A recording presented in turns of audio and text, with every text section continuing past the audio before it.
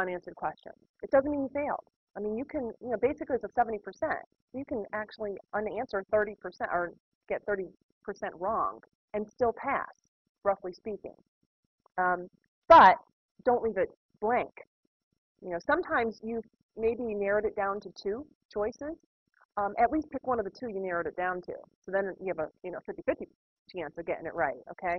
But don't get deflated if you can't figure out the answer. Just let it go, move on, next. The idea is to pass, not to get 100. Do we have any overthinkers in the room? Yeah, that's a killer for board exams. Remind yourself that you're taking a board exam.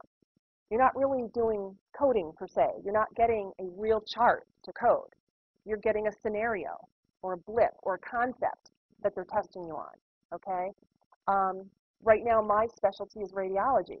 If I got a radiology question, I would tend to overthink it. Because, oh, yeah, that's that tissue one where they do this and da-da-da-da, and and Medicare said to do this. I'm going to overthink it. I'm going to read too much into it. Oh, they're trying to trick me. No, they're not. They're trying to test you on your general understanding of the coding principles for that section. Okay, so take a step back. Don't overthink it. Okay, take the question at face value. Okay, if in the blip they say it was a complicated repair, take that at face value. If the code definition is for simple versus complicated, go with the complicated one. They'll go, well, they said complicated, but really this doesn't read like a complicated repair. No, because it's a scenario. They didn't give you all the gory details of all the work that went into the repair or whatever. Okay, so if they use the buzzword, take the buzzword, plug it in, and move on to the next question. Okay, don't overthink it. And what is your job when you take the board exam? You're not coding. Your job is to pick the best of the 4 possible answers. That's your job. And I'm gonna keep asking you throughout the day. What's your job? To pick the best of the 4 possible answers. Okay. And the more you sound that down, the better prepared you're going to be to take that board exam. Okay. They give you 4 answers, so you don't need to read the scenario and try and code it, and then go see if it's one of the 4 answers. You don't have time for that. What you want to do is look up the 4 answers and compare them to each other, probably throw out 2 of the 4, and then see what the difference is between those 2, and then go extrapolate that from the scenario. You'll know what you need to find once you look at the answers, okay? Don't make it harder on you than you need to. Yeah, so comparing and contrasting the answers. What I recommend, so when you're doing surgery questions, sometimes scenarios can get kind of longish, right? And our inclination is to go read the scenario and then go look up the answers. Well, when you're reading the scenario, everything seems important. Oh, I'm going to need to know that. Oh, they're mentioning size. I'm probably going to need to know that. Don't do that to yourself. If you can make yourself do it, go look up the answers first. Normally, they're within a couple pages of each other, okay? And in your booklet, you can write in your booklet all you want. Write down the gist of what makes those codes different. Maybe 2 are upper extremity, 2 are lower extremity. Maybe 2 are for simple repairs, 2 are for complicated. There's something that's going to jump right out at you that's very clear that makes them different. Okay, jot it down. Now, go read your blip. Now that you know what the differences are in the answers, you know exactly what you're trying to pull out. And it'll jump right out at you. Okay, B and D are out. It's got to be A or C. What's the difference between A or C? Measurement. Let me go back and get that measurement. Let's see.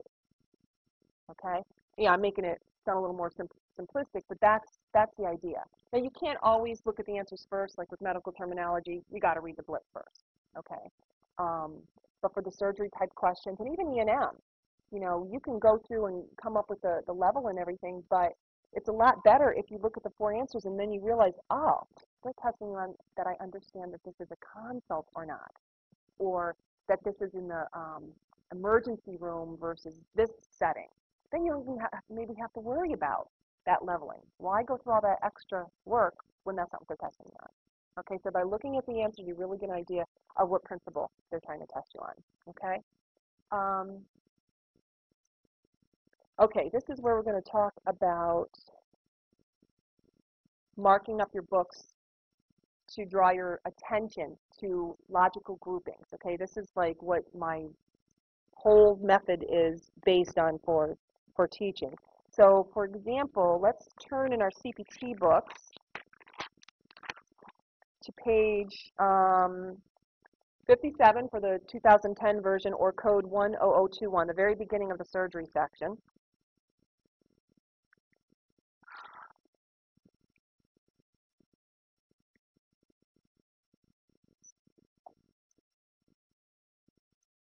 Okay, I call it bubbling and highlighting. I used to have some students who were very anal, and they would get a ruler, and I'm like, don't be that crazy, okay? The idea here is, in looking at code 10040, and by the way, as I start teaching, when we're on the same page, I'll say code 040 or code 060. It's just shorthand, so you understand what I'm doing. Because this code doesn't have anything underneath it that's indented, this is called a standalone code. Okay, it doesn't get a bubble.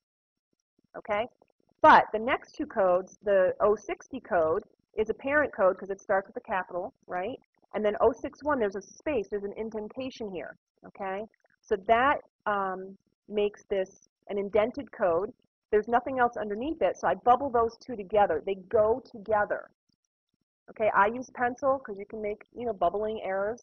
But if you want to use pen, you can, but I recommend you use pencil. And then the next bubble is the 080 to 081. And what I'll do is I tend to bring in any parenthetical notes below it. 99% of the time they go with what preceded it. Okay, but sometimes you have to read it a little bit and go, oh no, that actually goes with what follows, once in a blue moon. So bubble that in any parenthetical notes, okay? And then in the next column, we've got the one